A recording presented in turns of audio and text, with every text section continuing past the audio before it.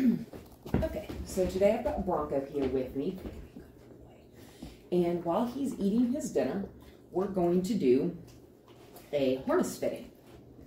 And the reason we're doing this is, I know y'all recently got him this snazzy new harness, but there are a couple things other than the size that are a little bit less than optimal with it, okay? So this is the harness you got, and I'm gonna go ahead and put it on him. Good boy.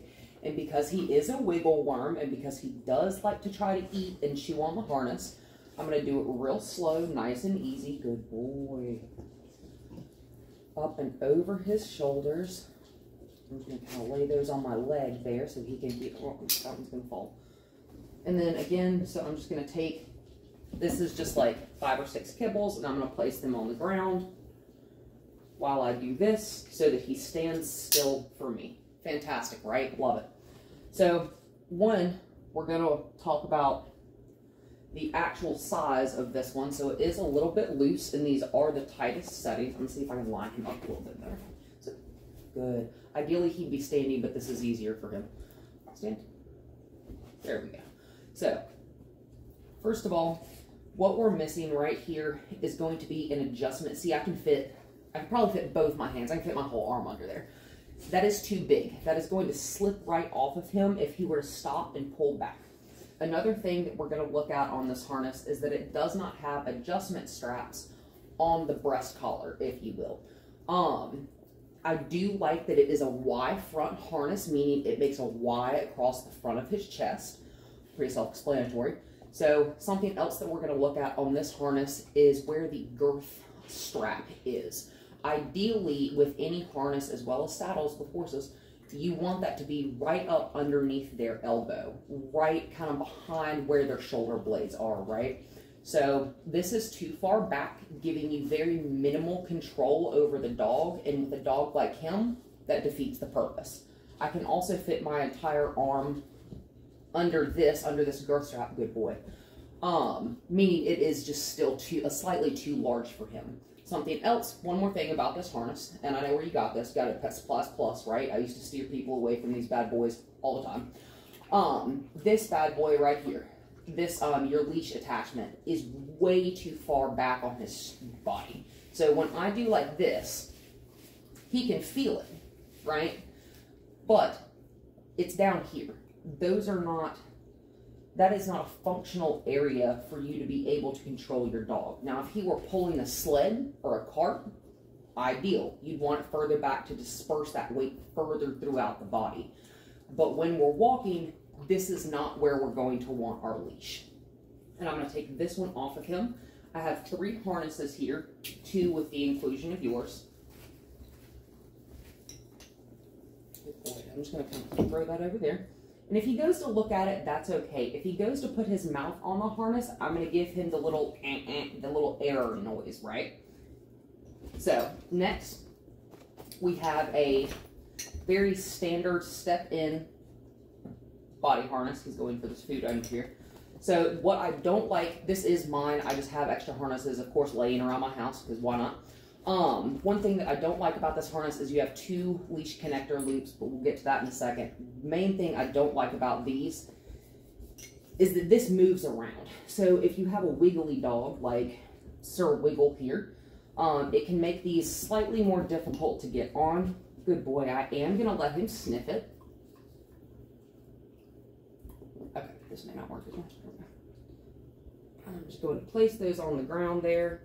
I'm going to step his little feet into the harness, and then clips over top of the shoulder blades. Essentially where your withers on your horse would be, but a little bit further back is okay.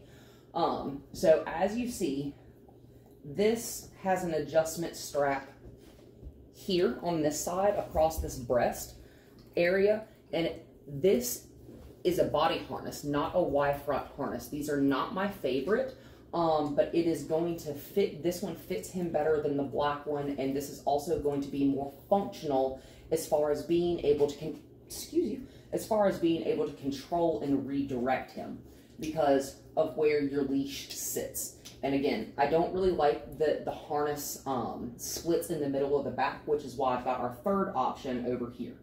But as you can see, good boy. As you can see, this fits him right underneath right behind his elbow and goes directly up. This should be relatively straight. It should not bow or bend in any direction. And then you see how this is nice and flush against his body, but I can still fit a couple fingers underneath it. We like that. And you'll see you have a lot. I'm not going to try to pull him too far away from the hand, but as you can see, I have a lot more control over where his body goes just based on how this harness fits his body. And I'm going to step him out of this one, and then I'm going to send you a link. This one is going to be too big on him. I don't have a medium-sized one of these. This one fits my German Shepherd. Good boy. And I am going to treat him just for sitting and backing away from the food and the bowl. Or my hand with the food in it as well as the bowl. There we go. And so I'm going to ask him to stand. Good boy. And then I'm going to get him to lower his head through there. Good boy. And this harness right here is going to be the best of both worlds for us. Also, these are super, super durable. This is so big on you. Oh, thank you. This is so big on you. That's silly looking. So, like I said, this is huge on him, but it fits my 90-pound German Shepherd. So it is going to fit. This is going to be a Y front harness. As you can see, it has a large section of the breast collar that makes contact with his body. Like that a lot, because he is a strong dog, and while we're teaching him how to walk, we do want more points of contact rather than less, which is why I'm not a huge fan of these guys. Okay? Now, if you have a dog that walks super easily, those are clearly not a problem, but he's a strong boy, which is totally fine. And as you'll see, we have an adjustment strap here. We have an adjustment strap on this side. We also have adjustment straps on both sides of the breast collar, meaning that, like the one that you got, your breast collar is fused with this Y front piece here, which is great. We like that. It makes it very sturdy as opposed to the strappy looking one, the body harness. But as you can see, this will help fit him across here, because the way that these black harnesses are made, they're made for kind of one size fits all type of dog, and that just isn't going to go over well, because every dog is shaped differently, you know. So what I am going to do is I'm going to kind of lure him around. Good boy. And I'm going to let him think about potentially chewing on that harness, because this is going to be how we're going to break this habit. Hi. And I'm going to let him stop sniffing for treats at his own leisure. And I'm going to wait and see if he wants to chew on that harness. He'll sniff what's on the table. That's fine. He's going to walk around. He hasn't tried to chew on it yet. There you go. Come here, boy. Bronco. So he has it. Come here. Look. So we have this going on. So I'm just going to take it all the way off, because he bent down and got his head over here. So I'm just going to take it off, and I'm going to show him the object. And I'm going to make it super enticing, but I also have treats in my other hand, rather his food. I'm going to show it to him. Good boy. We don't care about the harness. We'd rather eat. That's totally fine. I'm not going to argue with that choice. Again, I'm just making it enticing. He is a cattle dog. If it moves, good boy. A good boy. That was really nice. I didn't even ask him for the sit. He just volunteered it. So I'm going to do it again. Good boy. Good boy. This will also help not only keep him still while you're putting your harness on him, but it helps distract him from the fact that he might like to try to eat it. Because once you have this harness on his body, and it's well-fitting, not sagging off of him like this one for Zeppelin is, he shouldn't really be able to get his mouth on it, you know? With harnesses like this, I definitely see how he could turn around and get his head all the way to where this girth strap is, which is another reason we want that girth strap to stay right here behind their, right on top of their shoulder blades. Let me try that again. It's why we want this girth strap piece to be right here. Also, you will see that this harness, it does have a handle back here, which I do actually like, just in case of, I don't know, any reasons. But also, we have a clip here, and we also have an attachment on the chest. I like to use this for a set of tags. I also like to use it for little blinky lights, which is what this is, just in case we're walking in a dimly lit area. This one also has reflectors built into it, and this one comes in all sorts of crazy colors. I have several of these. Good boy. I'm just going to pet him while this harness is on him, right? And I'm going to take it off again so that he's getting used to wearing it in a slow way. Good boy. And I'm just going to invite him to walk away from the situation to kind of mentally reset his brain before he comes back, and we do it one more time.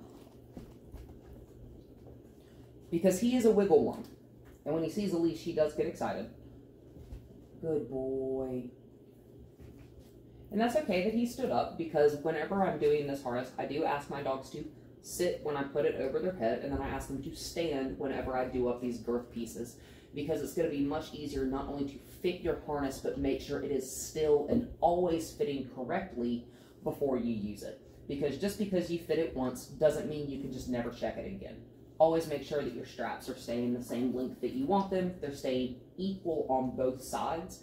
So whenever you do have 4 different adjustment straps like this, you do definitely want to make sure that all your straps are symmetrical on both sides of the dog, because you don't want to create uneven wearing or even sores from the harness under their little armpits or on their chest.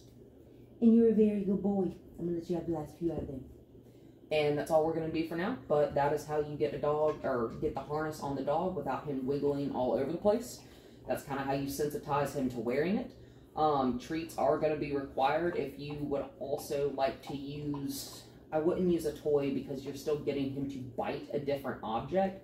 I want him to recollect his brain and realize that the harness, we don't need to bite anything when the harness is on, right? Which I know is difficult because you're a cattle dog, but we don't need to put our mouth on the equipment, right? Yeah, you can just eat the ball. Good belly.